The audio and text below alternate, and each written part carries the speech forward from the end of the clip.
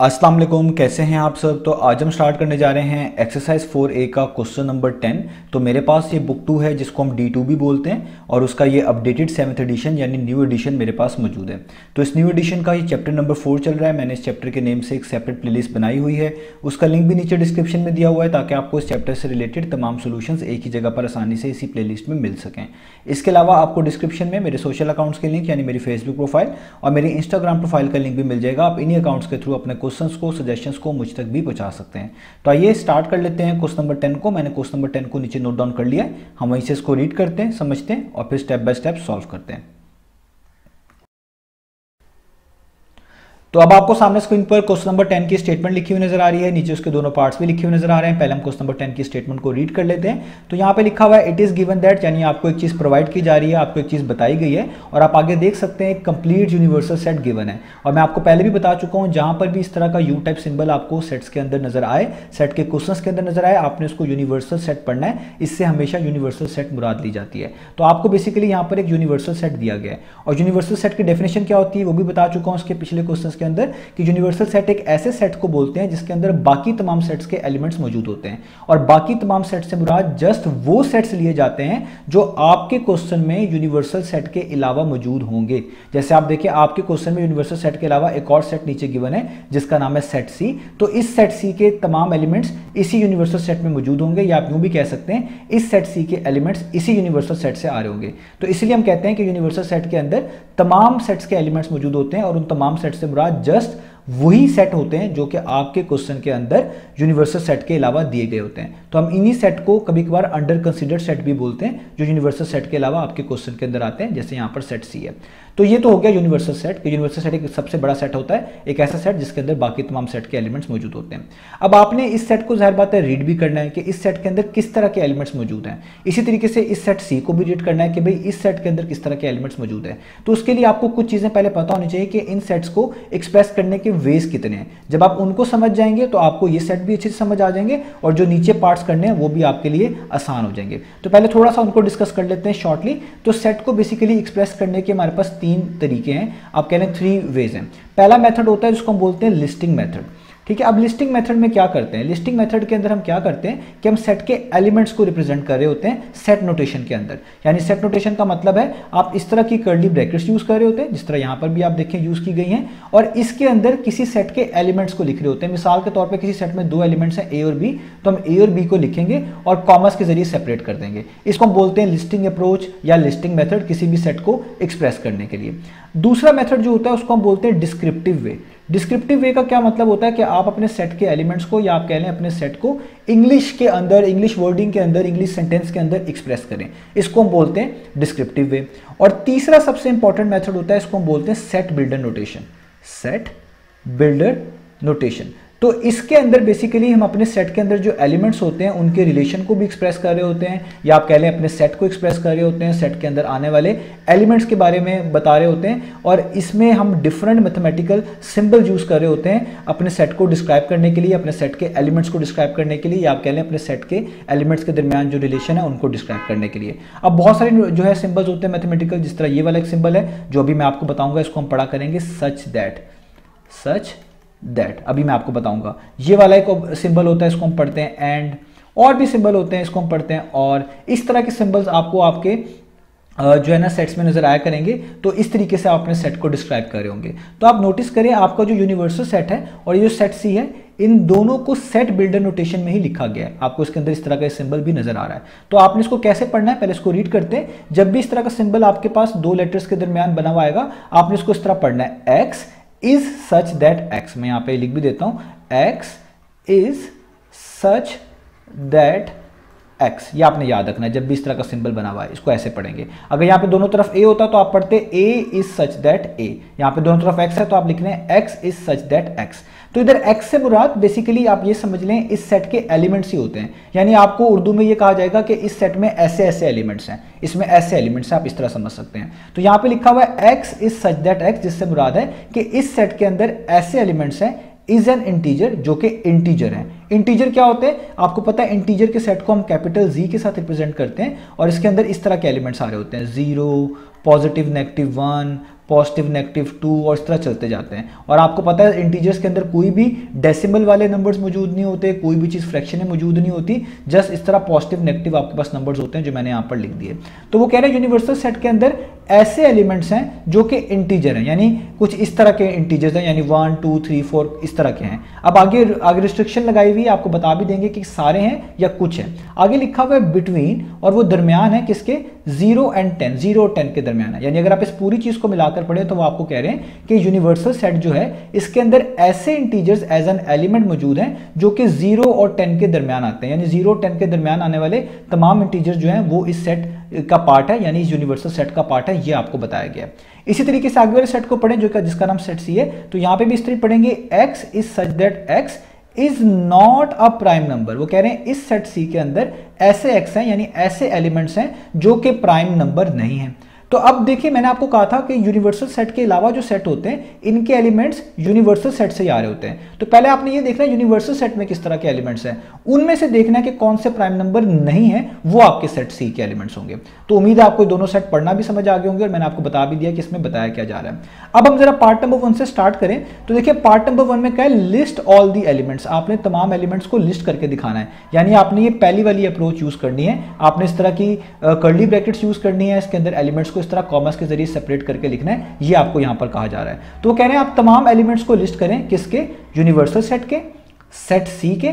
और ये जो लिखा हुआ है सी बार, आप इसको सी बार पढ़ सकते हैं, आप इसको सी प्राइम पढ़ सकते हैं, सी डैश पढ़ सकते हैं। इससे मुराद होता है कंप्लीमेंट, यानी सी के ऊपर प्राइम है तो आपने बेसिकली सी कंप्लीमेंट के एलिमेंट्स को लिस्ट डाउन करके दिखाना है, जो मैं अभी आपको बताऊंगा इन सेट नोटेशन। सेट नोटेशन में यानी इस तरह की कर्ली ब्रैकेट्स आप यूज कर रहे होंगे, इसलिए आप कह रहे होंगे कि ये सेट नोटेशन में लिखी हुई है। तो कैसे, पहले स्टार्ट करते हैं यूनिवर्सल सेट से। तो सबसे पहले हमने जो है यूनिवर्सल सेट के जो है एलिमेंट्स को लिस्ट डाउन करके दिखाना है, ठीक है। ये मैंने यूनिवर्सल सेट का सिंबल बना लिया। अब मैंने आपको भी बताया था यूनिवर्सल सेट के अंदर किस तरह के एलिमेंट्स हैं, ऐसे एलिमेंट्स हैं जो कि इंटीजर हैं, और कौन से हैं, बिटवीन 0 एंड 10, 0 और 10 के दरमियान आने वाले। याद रखिएगा बिटवीन का मतलब है 0 और 10 को शामिल नहीं करना, इनके दरमियान आने वाले इंटीजर्स। तो देखिए 0 और 10 के दरमियान कौन से इंटीजर्स आते हैं, ये सेट भी मैंने लिखा हुआ है 0 से स्टार्ट जो हो रहा है सेट ऑफ इंटीजर।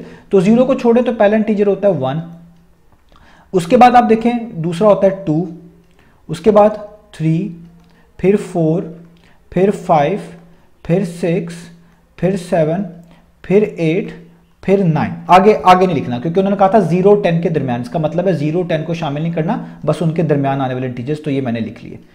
और 0 और 10 के दरमियान था तो पॉजिटिव ही होंगे। अगर उन्होंने कहा होता कि भाई पॉजिटिव भी लेने नेगेटिव भी लेने तो नेगेटिव भी लिखते, क्योंकि 0 और 10 के दरमियान तो पॉजिटिव ही होंगे, तो जस्ट मैंने पॉजिटिव ही लिख दिए। तो ये देखें आपने पहले पार्ट में यूनिवर्सल सेट के एलिमेंट्स लिस्ट डाउन कर लिए। अब अगले किसके एलिमेंट लिस्ट डाउन करने, सी के। तो आप यहाँ पे लिखें सेट सी कैपिटल लेटर से। अब याद रखिएगा यूनिवर्सल सेट में से ही देख के लिखना होता है, क्योंकि यूनिवर्सल सेट में से बाकी तमाम सेट के एलिमेंट्स आ रहे होते हैं। तो सी के अंदर जो एलिमेंट्स होने चाहिए वो वही होने चाहिए जो यूनिवर्सल सेट के मुताबिक हों।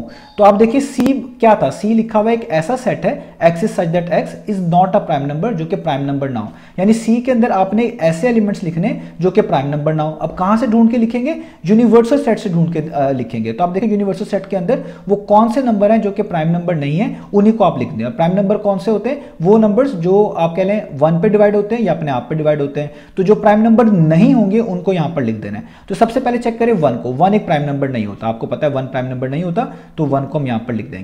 2 एक प्राइम नंबर होता है, इसको नहीं लिखना। 3 प्राइम नंबर होता है, इसको नहीं लिखना। 4 प्राइम नंबर नहीं होता, इसको लिख लें। 5 प्राइम नंबर होता है, इसको छोड़ दें। 6 प्राइम नंबर नहीं होता, इसको लिख लें। 7 प्राइम नंबर होता है, इसको छोड़ दें। 8 प्राइम नंबर नहीं होता, इसको लिख लें। और 9 आपके पास प्राइम नंबर नहीं होता, इसको भी लिख लें। तो आपने देखें सी सेट के अंदर सिर्फ वही एलिमेंट्स लिखे जिसके बारे में यहाँ पे बताया गया था कि वो वाले होने चाहिए जो कि प्राइम नंबर ना हो। तो आपने भी वो वाले लिख लिए जो कि प्राइम नंबर नहीं है।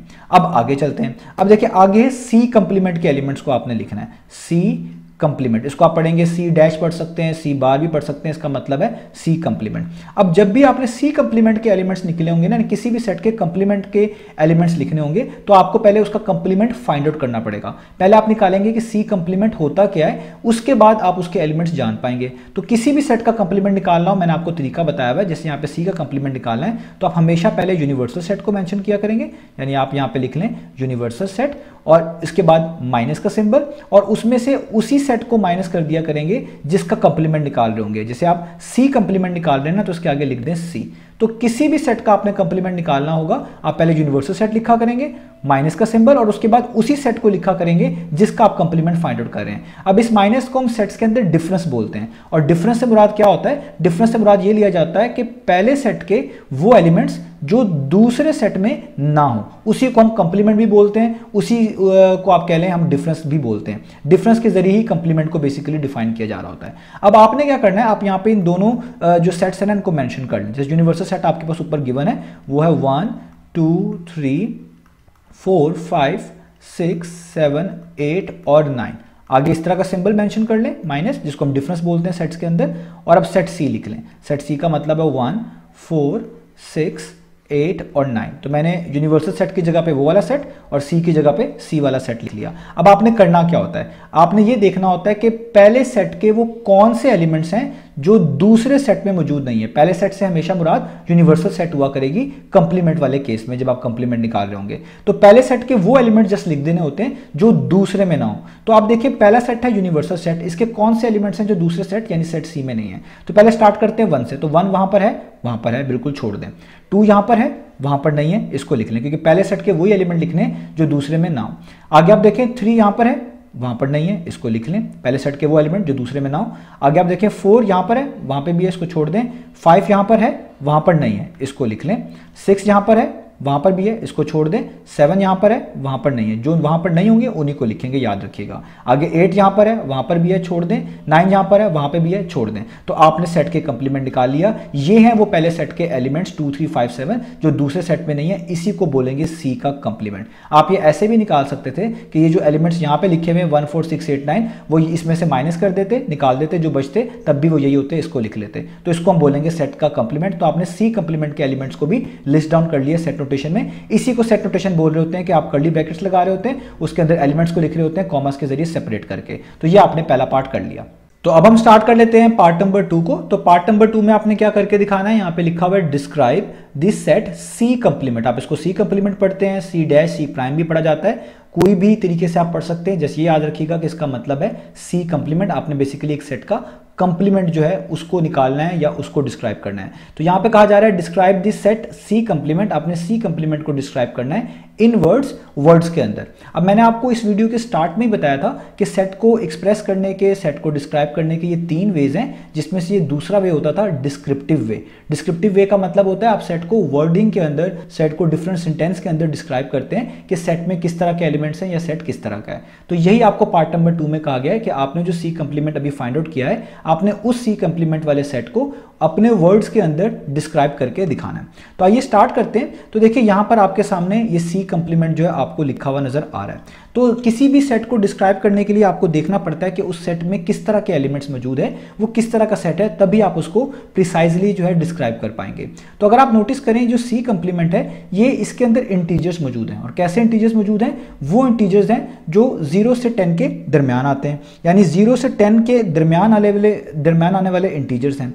और फिर वो इंटीजर्स भी खास हैं। कौन से खास इंटीजर्स हैं कि सब के सब आप नोटिस करें प्राइम नंबर है। 2 भी प्राइम नंबर है, 3 भी प्राइम नंबर है, 5 भी और 7 भी। तो इसका मतलब आप इसको ऐसे डिस्क्राइब करेंगे कि ये एक ऐसा सेट है जिसके अंदर इंटीजर्स हैं जो कि 0 10 के दरमियान आते हैं, और इंटीजर्स भी खास वाले हैं जो कि सिर्फ और सिर्फ प्राइम नंबर्स हैं। यानी वो प्राइम नंबर्स जो 0 से 10 के दरमियान आते हैं वो भी आप कह सकते हैं, या वो इंटीजर जो 0 से 10 के दरमियान होते हैं और प्राइम होते हैं वो इस सेट में मौजूद हैं, इस तरह भी डिस्क्राइब कर सकते हैं। तो मैं इसको यहाँ पे लिख देता हूँ, आपने भी इसको इस तरह मेंशन कर देना है। आपने लिख देना है कि सी कंप्लीमेंट इज अ सेट। तो सी कंप्लीमेंट एक ऐसा सेट है ऑफ ऑल द इंटीजर्स, उन इंटीजर्स का, क्योंकि ये इंटीजर्स भी कहलाते हैं, प्राइम नंबर्स भी कहलाते हैं। सो of all the integers between, जो कि आते हैं किसके दरमियान, 0 और 10 के दरमियान, बिटवीन 0 एंड 10। और आगे आपने इसको फर्दर डिफाइन करना है। और विच आर, और ये खास इंटीजर्स हैं जो कि कौन से हैं, प्राइम नंबर्स हैं, विच आर प्राइम नंबर्स। तो ये आपने अपने इस सेट सी को यानी सी कंप्लीमेंट को बेसिकली डिस्क्राइब कर लिया कि आपके पास जो ये सी कंप्लीमेंट वाला सेट लिखा हुआ है, इसमें ऐसे इंटीजर्स मौजूद हैं जो कि 0 और 10 के दरमियान आते हैं, और इसके साथ साथ ये प्राइम नंबर्स भी हैं, विच आर प्राइम नंबर्स। तो इसको कहते हैं डिस्क्राइब करना। और ये जो मैंने चीज़ लिखी है इसको हम कहते हैं कि आपने अपने सेट को डिस्क्रिप्टिव वे में एक्सप्रेस किया है। तो हमने ये एक तरह की तीनों चीज़ें ही इसी क्वेश्चन के अंदर समझ भी ली और इनके यहाँ पे आप देख लें एग्जांपल्स को डिस्कस भी कर लिया और कर भी लिया। तो ये हो गया हमारे पास सेकंड पार्ट का आंसर। जहाँ तक मुझे इल्म है शायद आपके बुक के पीछे ये आंसर मेंशन नहीं है, मे बी वो मिस कर गया हो या मे बी आपके एडिशन में मौजूद हो, लेकिन आपने इस सेकंड वाले पार्ट के आंसर को इस तरह कोट कर देना है। तो यहाँ तक हमारे पास ये क्वेश्चन फिनिश हुआ। इंशाल्लाह नेक्स्ट वीडियो में मिलेंगे बाकी सॉल्यूशंस के साथ।